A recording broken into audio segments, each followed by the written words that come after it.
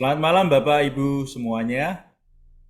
Kita Selamat bersyukur malam. pada malam Selamat hari ini malam. diberi kesempatan untuk berkumpul, untuk belajar bersama tentang penata layanan atas harta.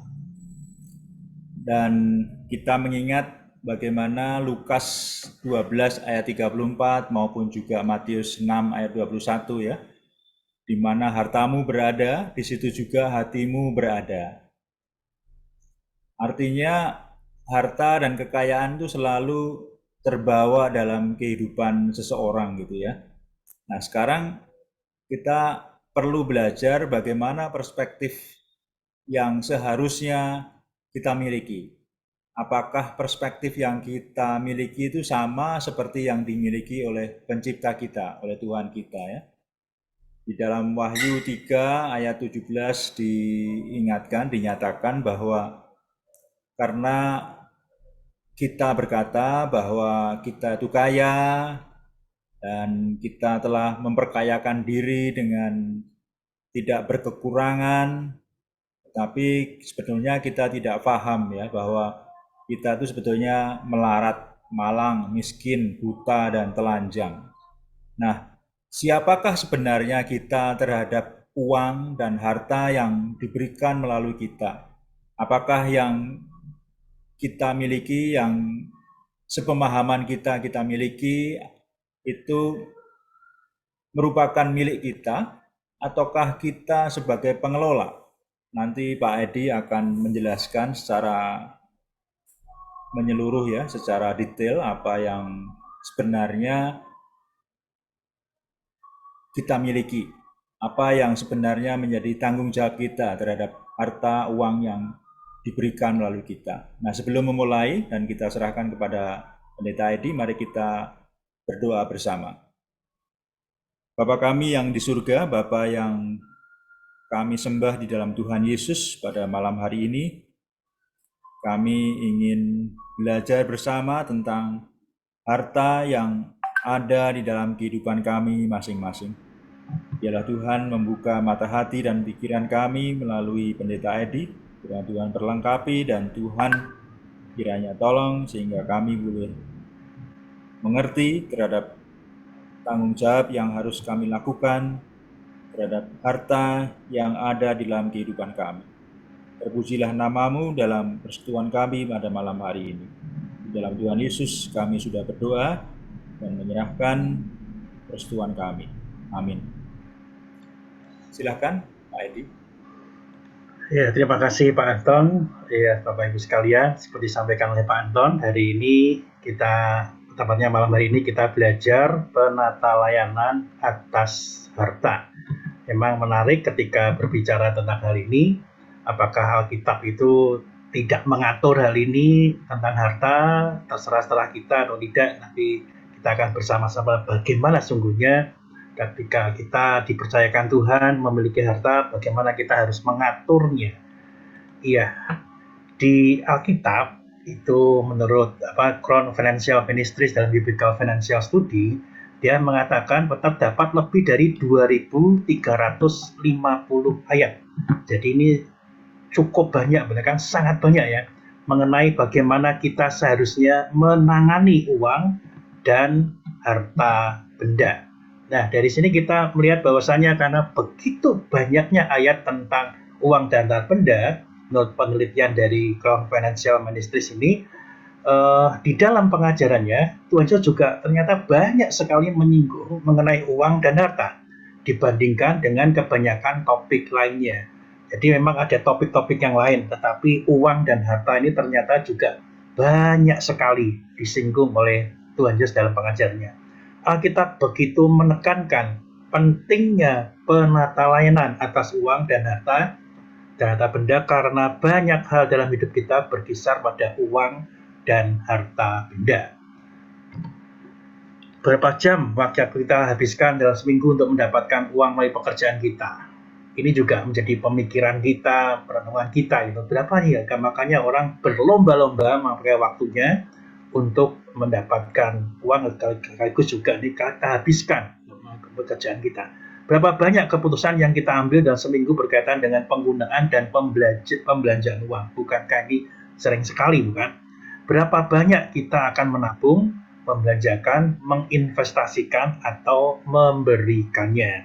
Nah, ini menarik. Jadi kalau kita melihat realitasnya, ada banyak waktu, banyak keputusan, dan juga bagaimana kita melakukan terhadap uang dan harta benda itu, ternyata kita terus bergulat tentang hal itu.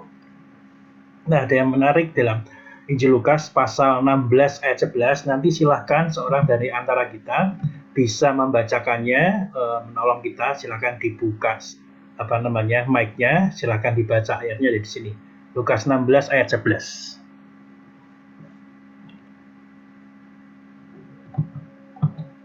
Silahkan, jangan ragu-ragu.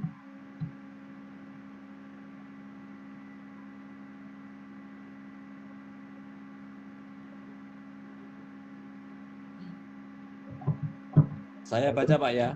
Silakan, Pak. Halo. Ya, silakan, Lukas Pak. 16 ayat 11, Pak. Iya. Persis di atas di slide.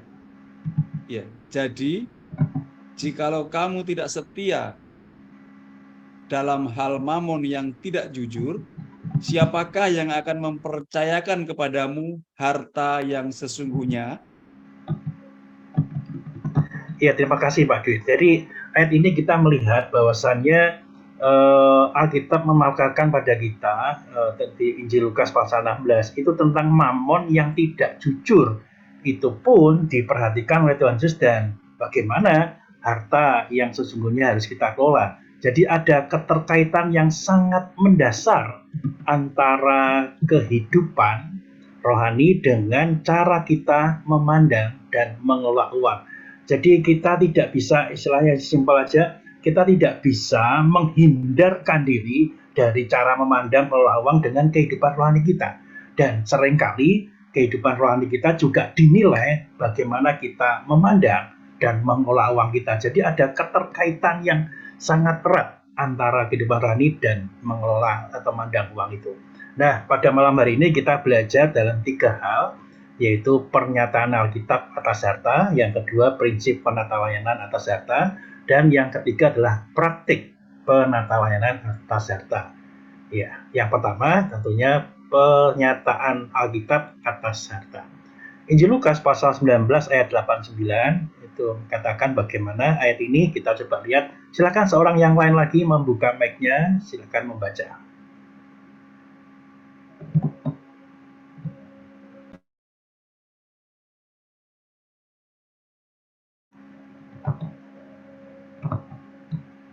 Buka dulu mic-nya dan silakan dibaca.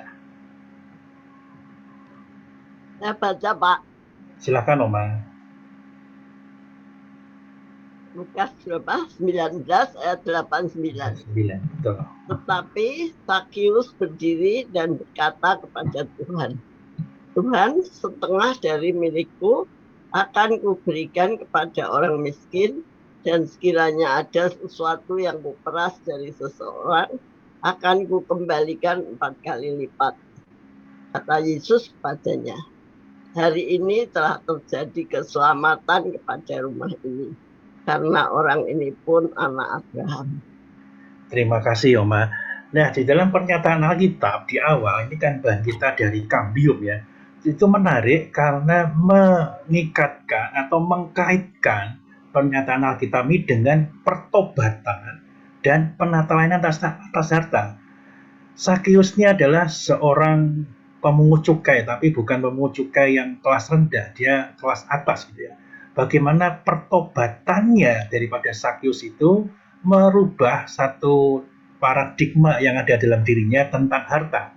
Ketika dia menerima Tuhan Yesus, dia berani mengatakan, setengah dari milikku akan kuberikan pada orang miskin, dan segala sesuatu yang kuperas dari seorang akan kukembalikan 4 kali lipat. Saya pikir itu hal yang satu paradigma yang baru diterima oleh Sakius. Dia sadar, dia mengerti bahwasannya menerima Tuhan Yesus itu jauh lebih berarti daripada apa yang dia miliki. Sampai dia mau menyerahkan setengah dari milikku. Mungkin kita, wah Sakius karena dia orang berdosa. Iya, tetapi bukankah kita juga sama, kita rentan terhadap dosa? Tapi pertobatan daripada Zakius setidaknya memberikan satu inspirasi bagi kita. Menerima Tuhan Yesus atau katakan pertobatan itu dan penatalan Atas sangat berkaitan. Merubah pada paradigma yang luar biasa. Kemudian ayat yang berikutnya itu akan menunjukkan bagaimana Kristus sebagai pusat dan juga tentang penatalan atas harta. Silakan seorang yang lain membacakan Lukas 16 ayat 13. Saya yang baca ya Pak ya. Silakan Bu. Seorang hamba tidak dapat mengabdi kepada dua tuan, karena jika demikian ia akan membenci yang seorang dan mengasihi yang lain. Atau ia akan setia kepada yang seorang dan tidak mengindahkan yang lain. Kamu tidak dapat mengabdi kepada Allah dan kepada Mammon. Iya, terima kasih Bu Retno. Nah, kini kita melihat, jadi pernyataan Alkitab sendiri sudah menegaskan bahwasanya Kristus itu sebagai pusat daripada semua, termasuk dalam hal ini adalah harta yang kita miliki. Kita dalam mengikut Yesus, katakan seperti itu, dan jadi hamba, tidak dapat mengabdi kepada Tuhan. Di bawah katakan kepada Allah dan kepada Mammon. Ini menarik untuk kita perhatikan, bahwasanya setiap kita memahami ayat ini, seharusnya lah kita yang sudah diselamatkan oleh Tuhan Yesus, kita betul-betul mengarahkan diri kepada satu Tuhan, yaitu Tuhan Yesus sendiri. Dialah Kristus sebagai pusat dari segala harta milik kita. Dialah Kristus sebagai pusat daripada segala pemikiran kita atas harta. Ini sangat baik jadi pernyataan Alkitab atas harta ini. Nah, kita lanjutkan satu lagi, yaitu dari 1 Timotius 6 ayat 18-19, ini tentang kekekalan. Kita akan coba baca bersama-sama, kita akan baca ya, kita pahami bersama. Silakan seorang yang lagi bisa membaca ayat ini. 1 Timotius 6 ayat 18 sampai dengan 19. Peringatkanlah agar mereka itu berbuat baik, menjadi kaya dalam kebajikan, suka memberi dan membagi, dan dengan demikian mengumpulkan suatu harta sebagai dasar yang baik bagi dirinya di waktu yang akan datang, untuk mencapai hidup yang sebenarnya. Ya, terima kasih Bu Lucy ya, betul ya. Oke, Bapak Ibu, saudara sekalian kasih Tuhan, kita melihat bahwasanya Alkitab di dalam pernyataannya dia juga memaparkan tentang nilai kekekalan di dalam penata layanan atas harta ini. Peringatkanlah agar mereka itu berbuat baik. Jadi menjadi kaya dalam kebajikan dan berikutnya. Artinya adalah bagaimana mengumpulkan suatu harta itu sebagai dasar yang baik bagi dirinya di waktu yang akan datang, dan itulah hidup yang sebenarnya.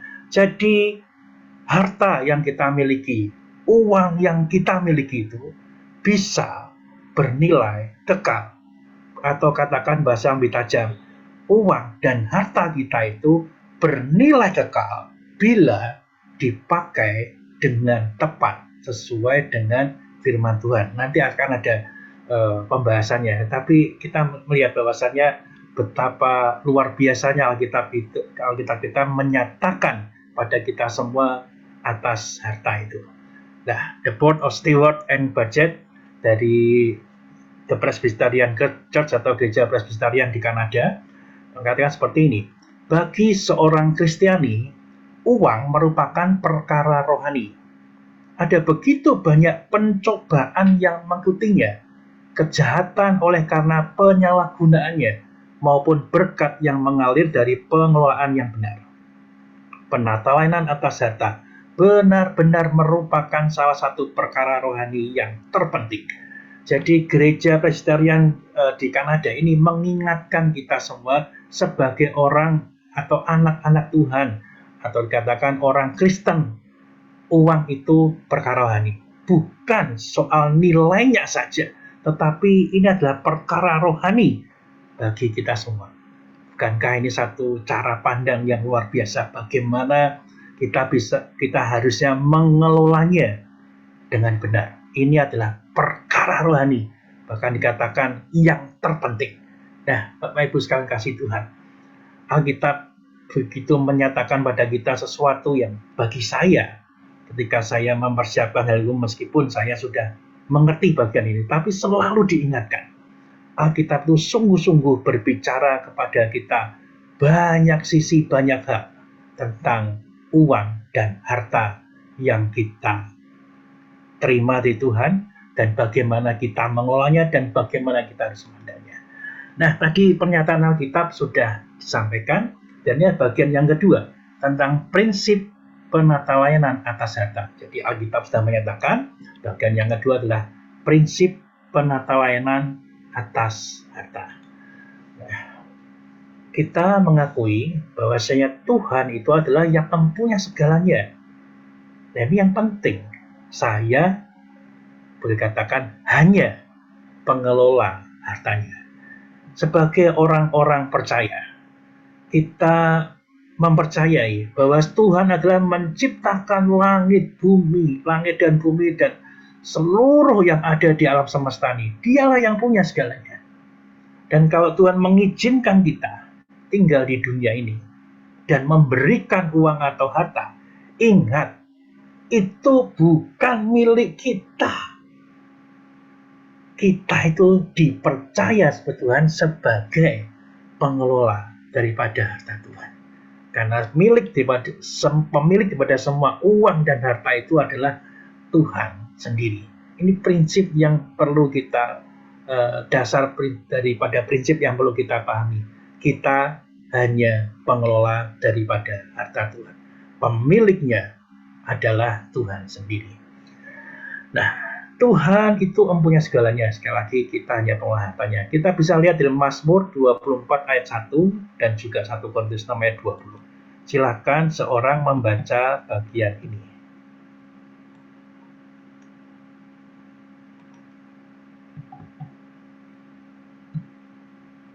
Saya baca ya. Silakan. Tuhanlah yang mempunyai bumi serta segala isinya, dan dunia serta yang diam di dalamnya.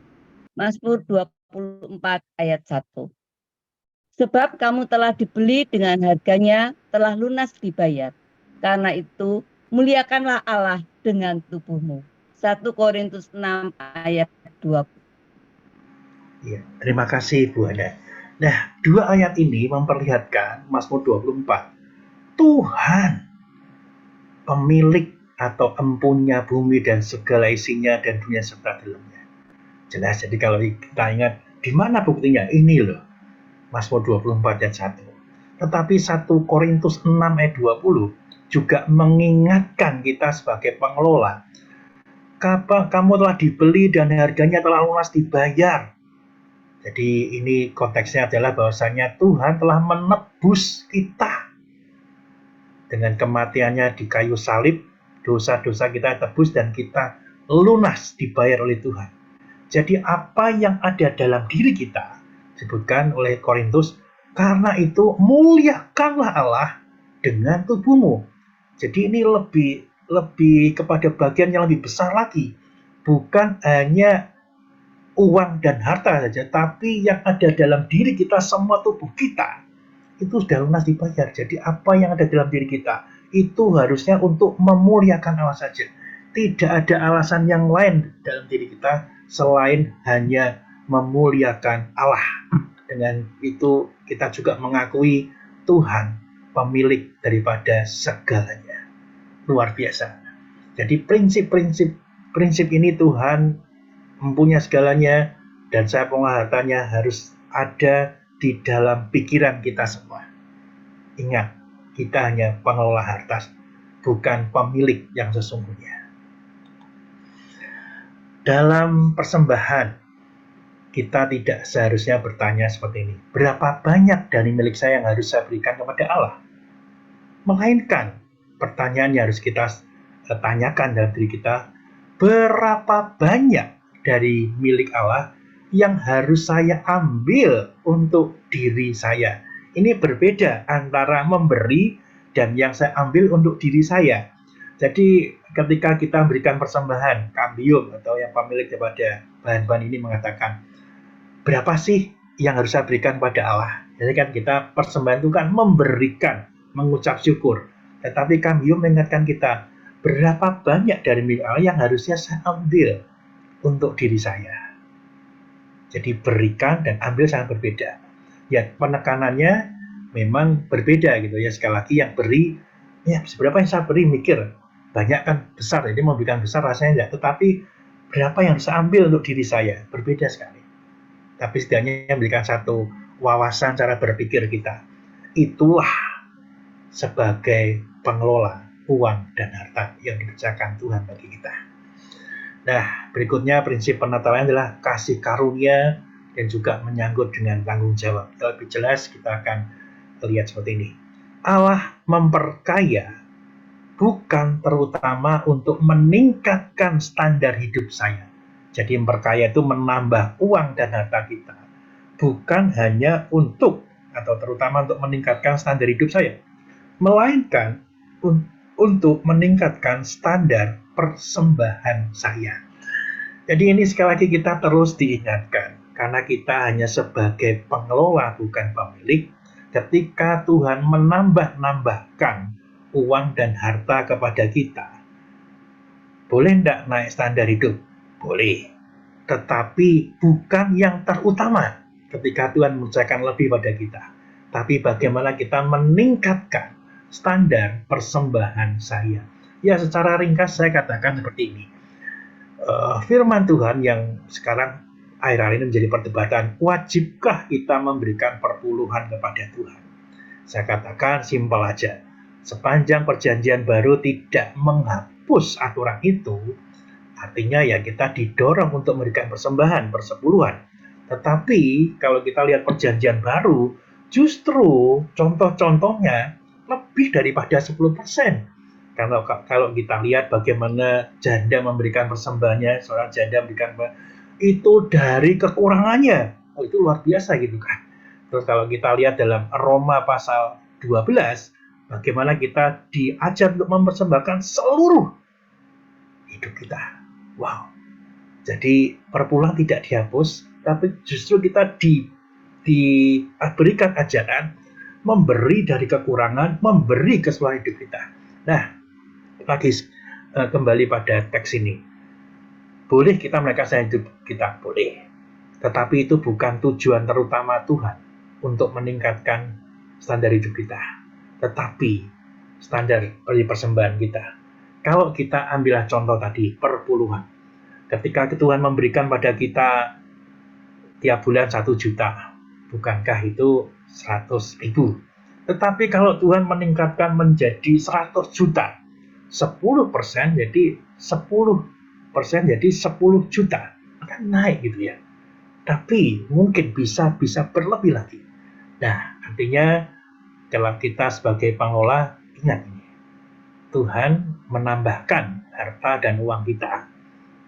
Bukan tujuannya untuk standar hidup aja, tetapi juga meningkatkan standar persembahan kita. 2 Korintus 9 ayat 10 dan 11. Nah, kita akan diperjelas lagi. Silahkan seorang lain lagi bisa membacakan, apakah masih ada yang hadir di sini? Oh, masih ada. Silahkan. Nyalakan, buka mic-nya dan silahkan dibaca.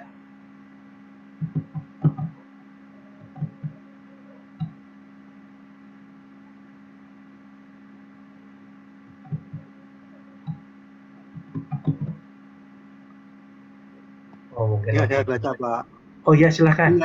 Yang menyediakan benih bagi penabur dan roti untuk dimakan, ia juga akan menyediakan benih bagi kamu dan melipat gandakannya dan menumbuhkan buah-buah kebenaranmu, kamu akan diberkaya. Ya, 2 terima kasih. Korintus 9 ayat 10 dan 11. Ya, terima kasih Pak Thomas. Nah, ayat ini memberikan satu pemahaman pada kita.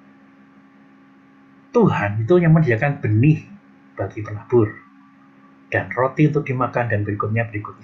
Artinya ketika kita semakin besar menerima kasih karunia pemilikan kita, semakin besar tanggung jawab kita. Dalam hal ini difokuskan oleh Cambium adalah pemberian kita. Jadi apa yang kita terima daripada Tuhan, kasih karunia daripada Tuhan. Memang kalau di sini nggak ada kasih karunia seperti ini, tapi ingat bahwasanya ketika kita bicara tentang Israel, bicara tentang orang-orang yang ada di Perjanjian Baru, itu sebagian besar. Maka ada contoh penabur dan juga tentang tanah gitu ya. Ya itulah yang menjadi mata pencarian mereka, bagaimana mereka menanam. Orang menanam itu sangat bergantung kepada alam atau cuaca. Dan alam atau cuaca itu adalah Tuhan sendiri yang mengatur. Bagaimana Tuhan memberikan hujan, memberikan panas pada waktu yang tepat sehingga mereka boleh menanam atau menabur, boleh kemudian itu bertumbuh dan mereka panen. Semuanya karena berkat Tuhan. Nah inilah kasih karunia atau kepercayaan diberikan Tuhan kita sebagai pemilik, dan juga kita bagaimana semakin besar kasih karunia itu, semakin besar juga tanggung jawab kita di dalam, khususnya dalam pemberian. Kita yang dipercaya banyak, kita juga bertanggung jawab lebih atas hal yang dikerjakan pada kita. Ini yang berikutnya Yakobus 9:10-11 nih, yang berikutnya saya akan baca yang merah ya. Dalam segala macam kemurahan hati yang memegang syukur kepada Allah oleh karena kami. Nah, Bapak Ibu sekalian kasih Tuhan, ini kita melihat bahwasannya semua yang dikatakan oleh Rasul Paulus dalam segala kemurahan hati yang memegang ucapan syukur pada Allah oleh karena kami. Artinya adalah kesadaran bahwasanya ketika Paulus menulis bagian ini, Paulus pun juga melihat bagaimana orang-orang yang murah hatinya itu memberikan pada orang lain, sekaligus juga mensupport akan pelayanan-pelayanan pada Rasul Paulus. Dia yang dipercaya menerima berkat itu, tetapi bagaimana mempertanggungjawabkannya itu juga bagian yang penting di dalam kehidupan orang percaya. Kita masuk ke slide berikutnya, masih kasih karunia, pemilikan, dan juga tanggung jawab. Silahkan seorang membaca bagian ini, semuanya dibaca, ini sudah lengkap semuanya. Apakah masih ada? Saya baca Pak ya. Silahkan Pak Anton. Maka hendaklah sekarang ini kelebihan kamu mencukupkan kekurangan mereka, agar kelebihan mereka kemudian mencukupkan kekurangan kamu, supaya ada keseimbangan. Seperti ada tertulis, orang yang mengumpulkan banyak tidak kelebihan, dan orang yang mengumpulkan sedikit tidak kekurangan. Ya, terima kasih Pak Anton. Nah, ayat ini juga menjadikan satu prinsip bagi bagaimana kita mengatur, mengelola harta kita. Kelebihan daripada seorang itu mencukupkan kekurangan yang lain. Agar kelebihan, katakan, kemudian mencukupkan juga kekurangan kita, supaya ada keseimbangan. Ini bukan bicara tentang komunisme atau apapun juga, tapi bagaimana memberikan perhatian kepada saudara-saudara kita apabila di posisi kita ada kelebihan. Begitupun terbaliknya, ketika kita berkekurangan, ada yang memperhatikan atau mencukupkan kekurangan kita. Itulah yang dimaksud keseimbangan, bukan tentang sistem pemerintahan, bukan, tetapi ini adalah cara Tuhan bagaimana kita yang dipercaya di dalam kasih karunia atau memiliki yang lebih besar itu, kita punya tanggung jawab di dalam pemberian. Orang yang mengumpulkan banyak tidak kelebihan, dan orang yang mengumpulkan sedikit tidak berkekurangan. Wah, ini hal yang luar biasa Bapak sekalian. Jadi intinya memang kalau kita lihat ayat yang terakhir 15, kita harus mengumpulkan. Tetapi yang banyak nggak sampai kelebihan. Kenapa?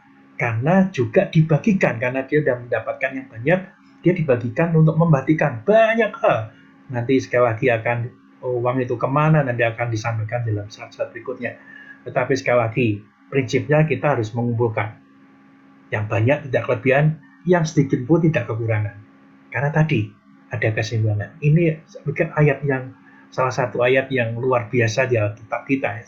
Keseimbangan yang terjadi karena kita menata daripada atau mengelola uang dan harta kita. untuk mengirimkan harta saya ke surga, saya harus mengirimkannya sebelum berangkat ke sana. Ya. Ini oke, bisa menjadi perdebatan kita, tetapi kita pahami dulu cara berpikirnya Pendeta Kamil seperti ini ya. Matius 6 ayat 19 sampai 21. Saya akan baca ya. Janganlah kamu mengumpulkan harta di bumi. Di bumi ngangat dan karat merusakkannya, dan pencuri membongkar serta mencurinya. Tetapi kumpulkanlah harta bagimu, harta di sorga. Di sorga ngangat dan karat tidak merusakkannya, dan pencuri tidak membongkar serta mencurinya. Karena di mana hartamu berada, disitulah juga hatimu berada. Ini mengingatkan kita bahwasanya kita yang mengumpulkan harta di bumi, hati-hati. Karena firman Tuhan mengingatkan kita, kalau kita mengumpulkan harta di bumi dan hati kita ada di situ, itu hati kita biasanya ada di situ. Nah, ini yang berbahaya. Karena harta yang ada di bumi itu bisa rusak, bisa dicuri oleh orang, atau bisa hilang juga karena dicuri oleh orang. Tapi bagaimana harta yang abadi sungguhnya? Ya, kumpulkan harta di surga. Bukan kita menabung banknya milik Tuhan, tidak.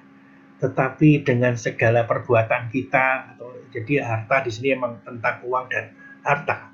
Tetapi konteks ayat ini juga mengingatkan kita bahwasanya ada harta di surga yang bernilai kekal. Artinya prinsipnya seperti ini. Jangan kita menaruh hati kita di harta kita. Karena itu bisa rusak dan bisa hilang karena dicuri. Jadi lebih baik dan yang paling tepat kita menyimpannya di surga.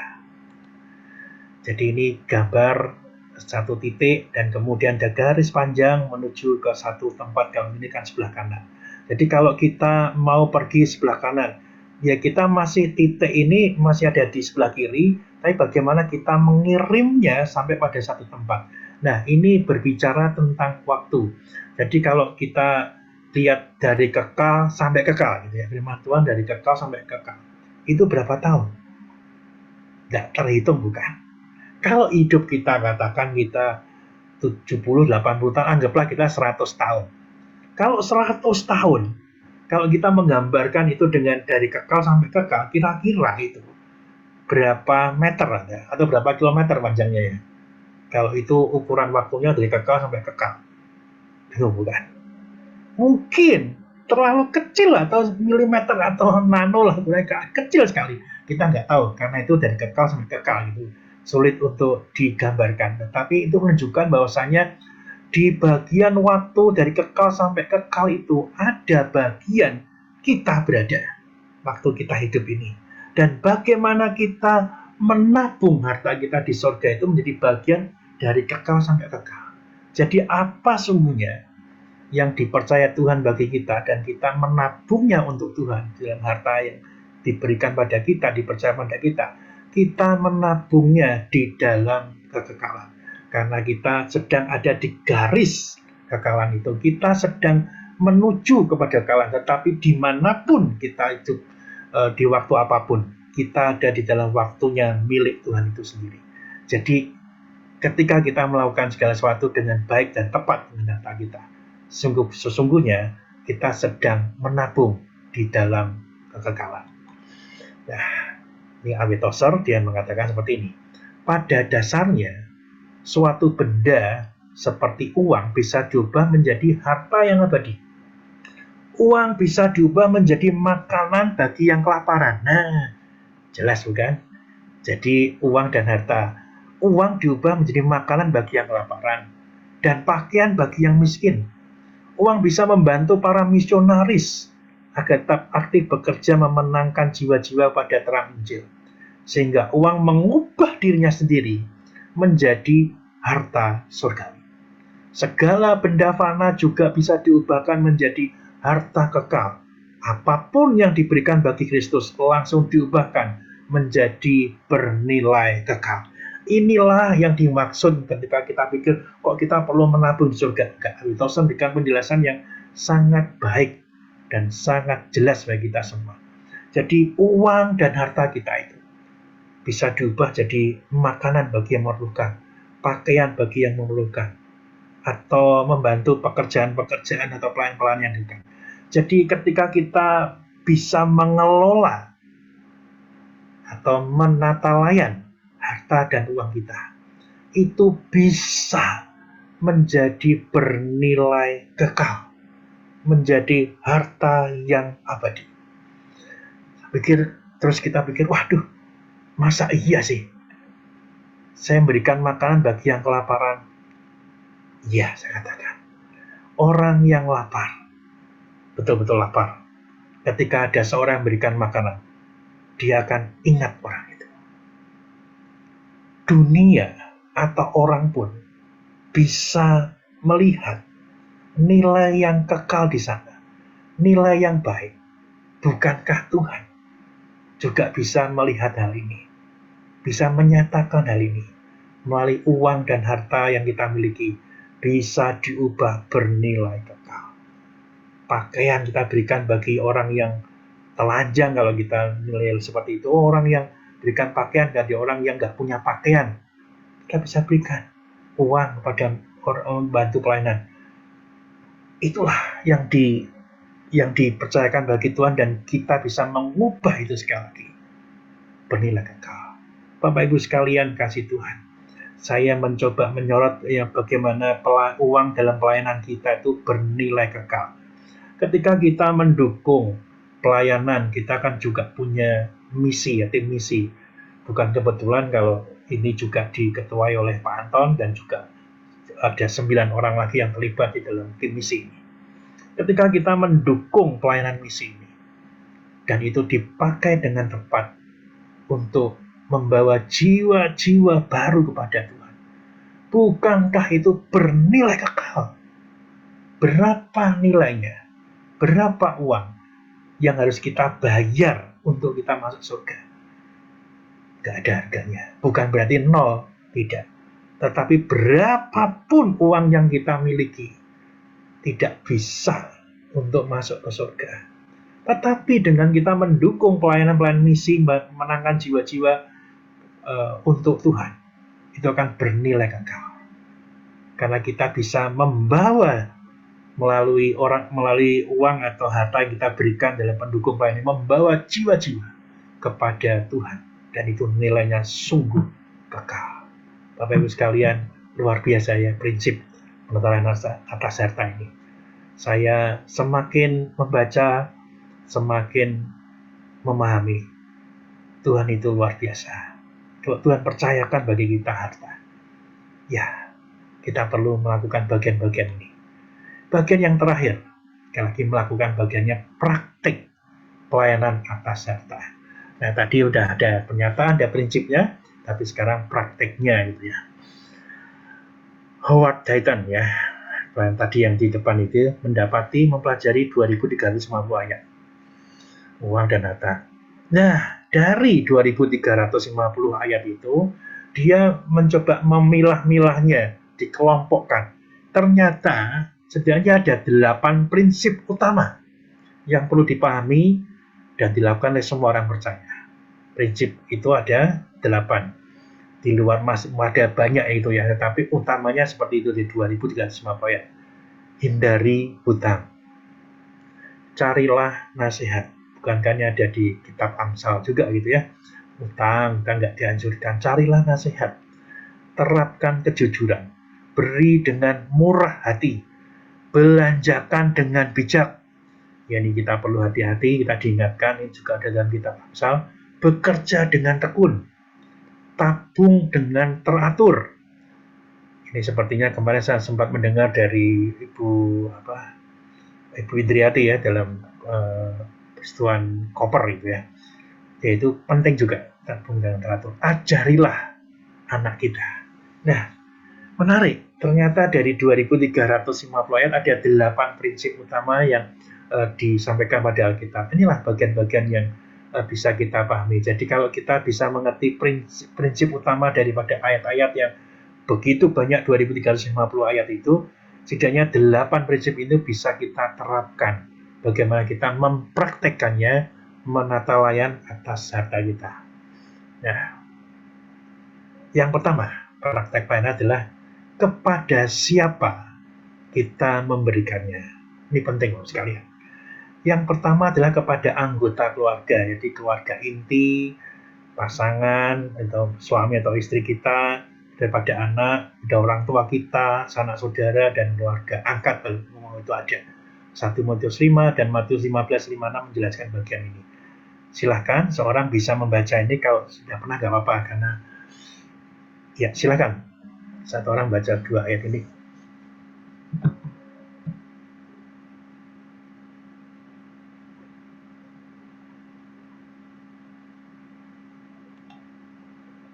Saya baca, Pak.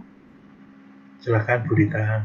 1 Timotius 5 ayat 8, tetapi jika ada seorang yang tidak memeliharakan sanak saudaranya, apalagi seisi rumahnya, orang itu murtad dan lebih buruk dari orang yang tidak beriman.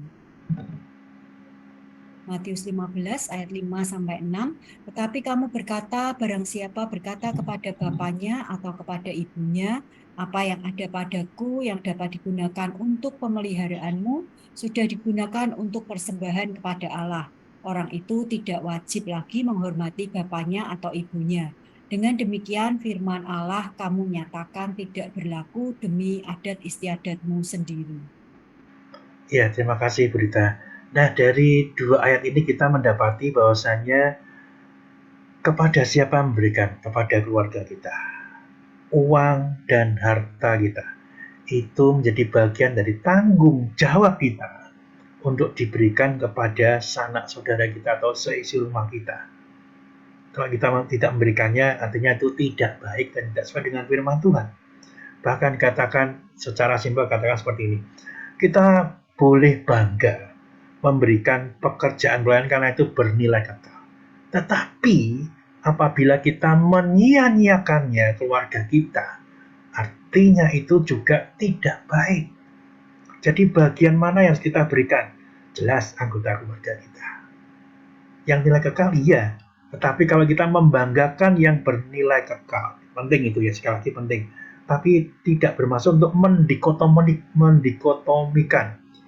Ini kita coba memisah, ini bagian yang bernilai kekal gitu kan. Keluarga tidak penting, keluarga kita sampai berkekurangan. Itu Tuhan tidak berkata demikian.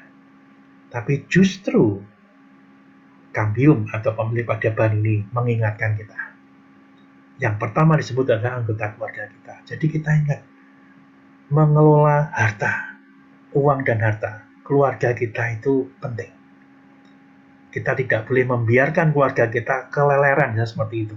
Tidak punya uang sementara uang yang lain kita berikan dengan berat-berat. Dan itulah prinsip yang juga saya berikan pada kita semua di dalam gereja kita, termasuk tentang waktu. Saya selalu mengingat-ingat, apapun pentingnya pelayanan kita ataupun rapat kita, makanya saya mengatakan kalau hari libur, pakai waktu buat keluarga. Dan di awal-awal kita kaget, wah doa pagi yang tidak pernah absen, akhirnya bisa absen. Iya. Kenapa? Karena keluarga itu ya harta kita yang harus kita perhatikan. Bahkan kalau sekarang yang pertama yang harus diperhatikan adalah keluarga kita. Karena keluarga kita itu tanggung jawab kita. Berikutnya kita lihat tadi keluarga kita atau keluarga inti dan termasuk yang tadi saya sebutkan, anggota tubuh Kristus. Itu apa itu anggota tubuh Kristus? Gereja yang dimana kita bergereja, saudara seiman membutuhkan ataupun pelayanan. Kita lihat 1 Yohanes 3 ayat 17 ayat 18. Apakah ada yang mau membantu baca ayat ini? Mungkin yang lebih cepat, jangan ragu-ragu. Baik Pak, saya Pak. Silakan. Edi. Ya. 1 Yohanes 3 ayat 17 dan 18. Barang siapa mempunyai harta duniawi dan melihat saudaranya menderita kekurangan, tetapi menutup pintu hatinya terhadap saudaranya itu, bagaimanakah kasih Allah dapat tetap di dalam dirinya. Anak-anakku, marilah kita mengasihi bukan dengan perkataan atau dengan lidah, tetapi dengan perbuatan dalam kebenaran. Terima kasih Bu Endah. Nah, cara sederhana saya katakan, kepada siapa kita memberikan uang dan harta kita, kepada anggota tubuh Kristus. Kalau kita punya saudara-saudara yang berkekurangan dan kita menutup pintu hati kita, kasih Allah itu nggak dinyatakan. Padahal Allah itu mengasihi kita. Kalau mengasihi kita, artinya juga bagian kita, tanggung jawab kita untuk mengasihi saudara kita. Jadi mari kita berikan juga untuk pelayanan, untuk sedang membutuhkan, dan untuk gereja lokal. Nah, kemudian berikutnya adalah orang-orang yang melayani. 1 Korintus 9 ayat 7-9 dan juga ayat 14. Saya akan bacakan bagi kita semua. Siapakah yang pernah turut dalam peperangan atas biaya sendiri? Siapakah yang menanam kebun anggur dan tidak memakan buahnya? Atau siapakah yang mengembalakan kawanan domba dan tidak minum susu kambing domba itu? Ini kalimat retoris ya. Apa yang kukatakan ini bukanlah hanya pikiran manusia saja. Bukankah hukum Taurat juga berkata-kata demikian? Sebab dalam hukum Musa ada tulis, janganlah engkau memberangus mulut lembu yang sedang mengiring. Kemudian ayat berikutnya, ayat 14, demikian pula Tuhan telah menetapkan bahwa mereka yang memberitakan Injil harus hidup dari pemberitaan Injil itu.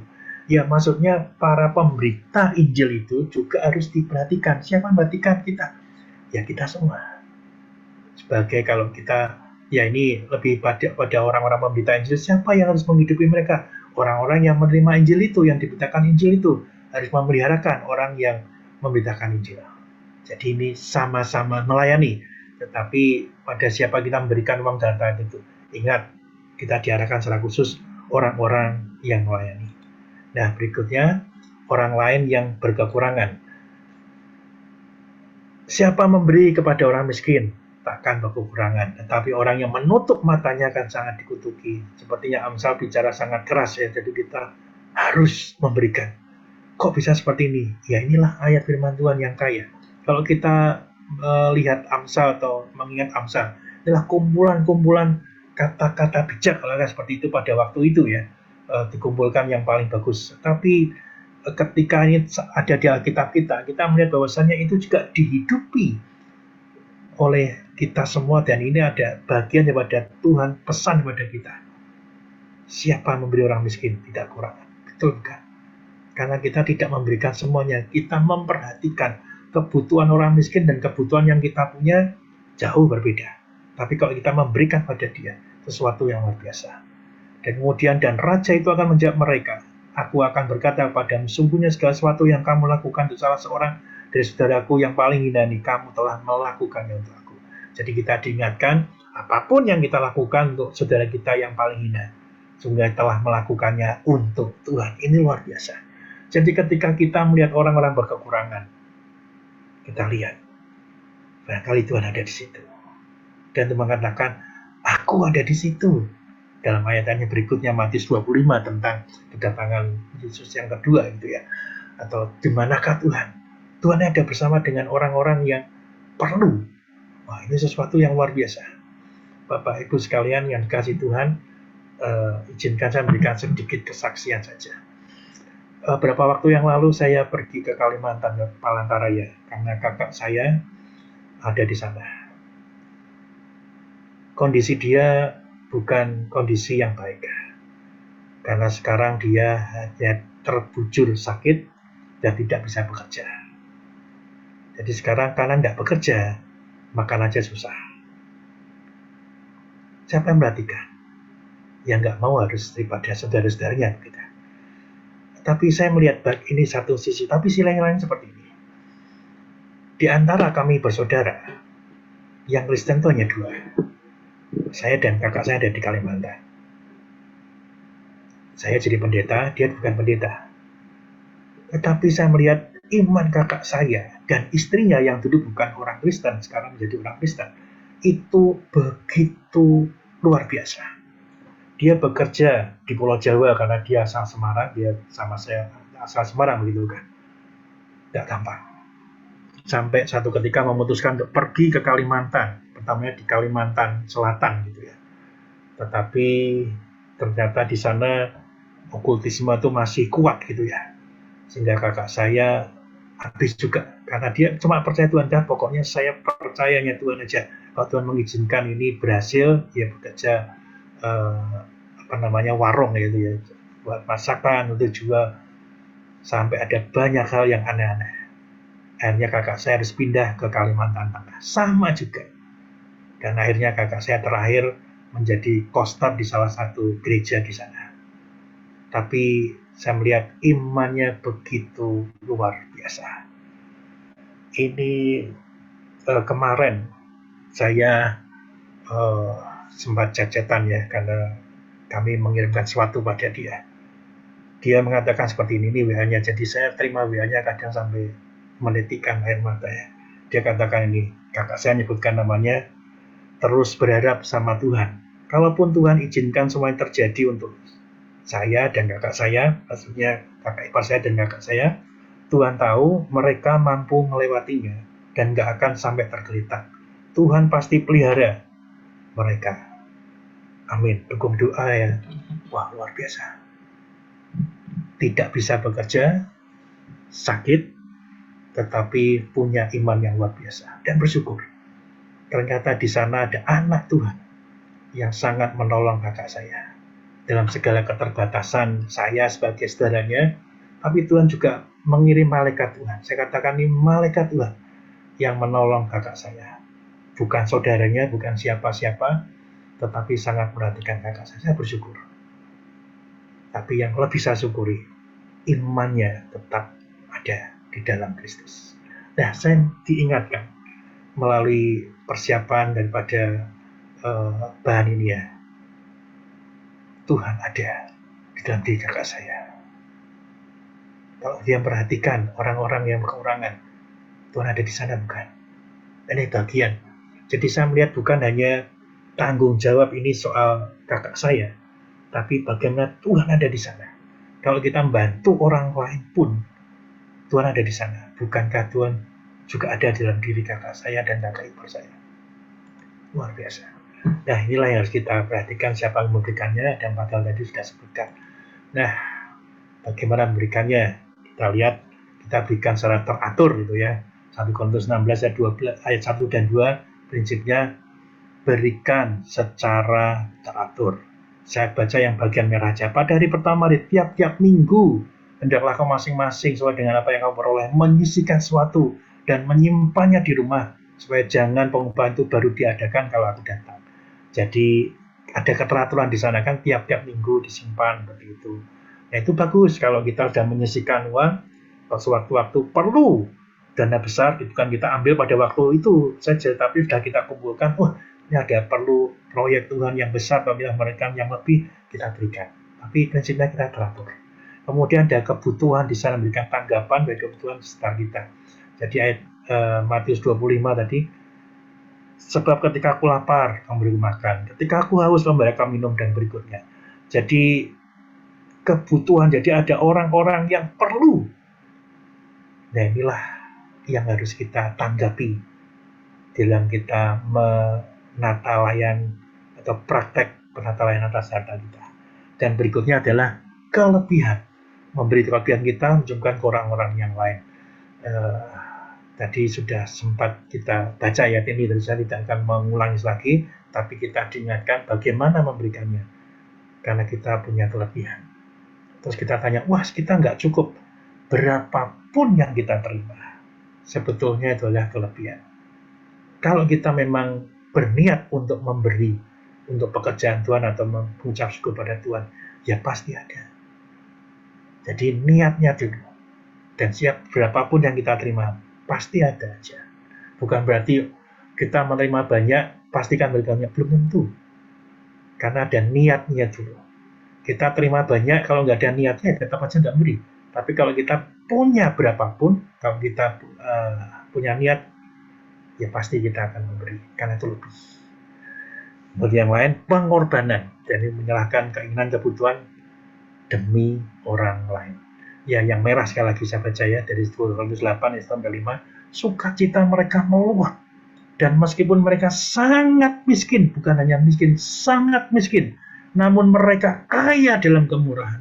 Aku bersaksi bahwa mereka telah memberikan menurut kemampuan mereka, bahkan melampaui kemampuan mereka. Ya, ini disebut dengan pengorbanan karena mereka tuh meskipun catat sangat miskin, ini jemaat-jemaat di Makedonia, tetapi mereka membantu. Pekerjaan Tuhan itu begitu luar biasa. Bukan hanya mereka membantu gitu aja, mereka sih hendak sukacita, bahkan karena meluap. Luar biasa bukan?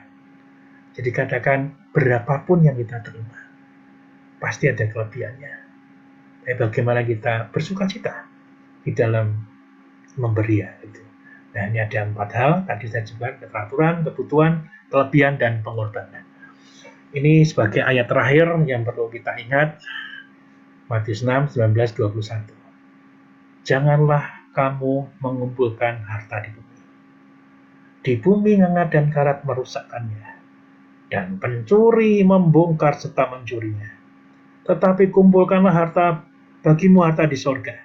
Di sorga ngengat dan karat tidak merusakkannya, dan pencuri tidak membongkar serta mencurinya. Karena di mana hartamu berada, di situ juga hatimu berada. Kiranya firman Tuhan ini ataupun perenungan kita tentang bagaimana kita mengelola harta ini boleh kita terima dengan baik, kita pahami dengan baik, sekaligus kita lakukan dengan baik. Oke, ini bahannya sudah selesai. Saya waktu kembalikan kepada Pak Anton ya. Kita cukupkan ya pada malam hari ini. Oke. Kita minta kesediaan Bu Hana tutup dalam doa. Bisa Bu ya? Mari kita berdoa. Bapak yang surga, kami sungguh bersyukur jika malam ini kami boleh belajar tentang bagaimana mengelola harta yang Tuhan percayakan kepada kami. Kami percaya Tuhan, apa yang Engkau berikan itu adalah semuanya berguna untuk kemuliaan nama-Mu. Biarlah kami boleh lagi mempersembahkan apa yang kami miliki, khususnya juga untuk tubuh dan jiwa kami kepada-Mu. Bapak yang di surga, kami juga berdoa untuk kebaktian besok. Tuhan akan memberkati kebaktian yang diadakan, baik untuk kebaktian umum juga untuk semua pelayan kebaktian. Tuhan akan memberkati juga untuk kebaktian anak-anak sekolah minggu. Tuhan akan memberkati setiap guru sekolah minggu. Tuhan berikan mereka hikmat-Mu sehingga dapat mengajar dengan benar dan baik. Juga untuk kebaktian youth, biar Tuhan juga akan memberkati anak-anak ini. Mereka boleh tetap setia dan percaya kepada-Mu. Kami percaya Tuhan untuk segala berkat anugerah-Mu yang Tuhan berikan kepada kami. Semuanya biarlah boleh berguna untuk kemuliaan nama-Mu. Berkati untuk Pak Anton yang memimpin PWJ ini. Berkati untuk Bapak Pendeta Edi yang telah menyampaikan firman-Mu. Terima kasih ya Tuhan Yesus, karena kami mau menyerahkan seluruh doa kami hanya di dalam satu nama, Tuhan kami, Yesus Kristus. Amin.